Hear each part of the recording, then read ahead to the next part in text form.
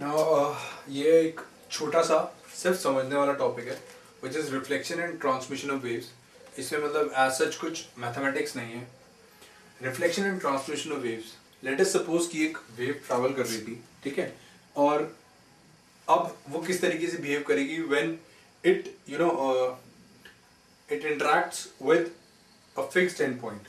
Let us suppose एक and point है, ये हमारा फिक्स्ड है और ये वेव इस तरीके से ट्रैवल कर रही थी, दिस पॉइंट इज फिक्स्ड, ठीक है। तो उस केस में क्या होता है, it undergoes a phase change. जब ये फिक्स पॉइंट होता है, it undergoes a phase change delta phi equals to pi. यानी अब जब ये वापस जाएगी यहां से तो कैसे जाएगी, ऐसे, ठीक है, इस तरीके से वापस जाएगी। ये होता है कब, जब एंड इज फिक्स्ड, राइट। अच्छा, अब अगर बी पार्ट में एंड जो है, एंड पॉइंट इज फ्री, यानी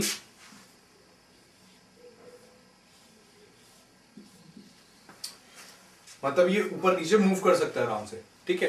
तो उस केस में क्या होगा, अगर ये इंसिडेंट है तो रिफ्लेक्टेड कैसे होगी, it will be this way, यानी इनके अंदर कोई भी फेज चेंज नहीं होता, ठीक है, ऑन रिफ्लेक्शन। ये तो दो केस हो गए। अब जो तीसरा और इंटरेस्टिंग केस है, लेट अस सी दैट। ये तो हो गए तो दोनों केसेस रिफ्लेक्शन के, ठीक है। अब एंड पॉइंट जो है, it is neither completely fixed nor completely free, is neither completely fixed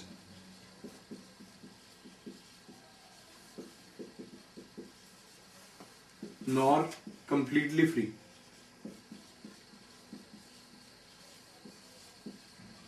तो उस केस में क्या होगा, अब इसमें भी दो केसेस आते हैं। जो हमारी लेट अस सपोज स्ट्रिंग है,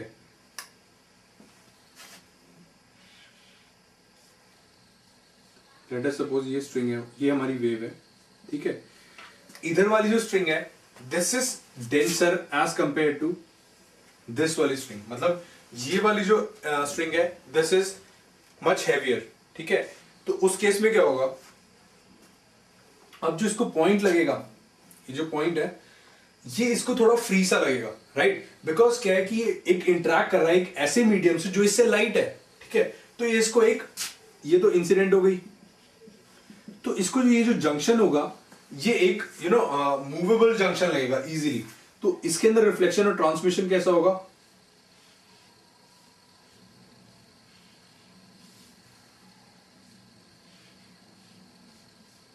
ठीक है ना। मतलब ये इस तरीके से वापस चली जाएगी, there will be no phase difference, phase change.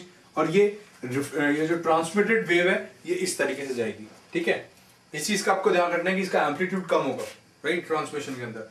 अब अगर उल्टा हो, अगर यहां पर हमारी वेव होती, लेट अस सपोज, चलो या फिर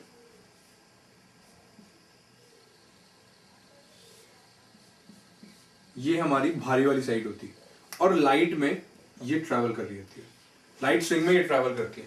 तो उस केस में क्या होगा, अब इसको लगेगा कि ये एक सॉलिड चीज से टकरा गई, ठीक है, मतलब एक फिक्स पॉइंट से टकरा गई। तो अब क्या होगा, अब इसका फेज चेंज हो जाएगा। ये किस तरीके से जाएगी,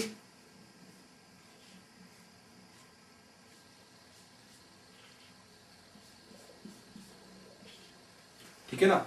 यहां पे फेज चेंज हो गया रिफ्लेक्टेड का, और ट्रांसमिटेड उसी तरीके से जाएगी, बट इसका एम्पलीट्यूड भी छोटा हो, ठीक है। तो ये छोटी सी चीजें थी, दैट इज इट। और इसमें और ज्यादा मतलब डिटेल में जाने की जरूरत नहीं है, राइट।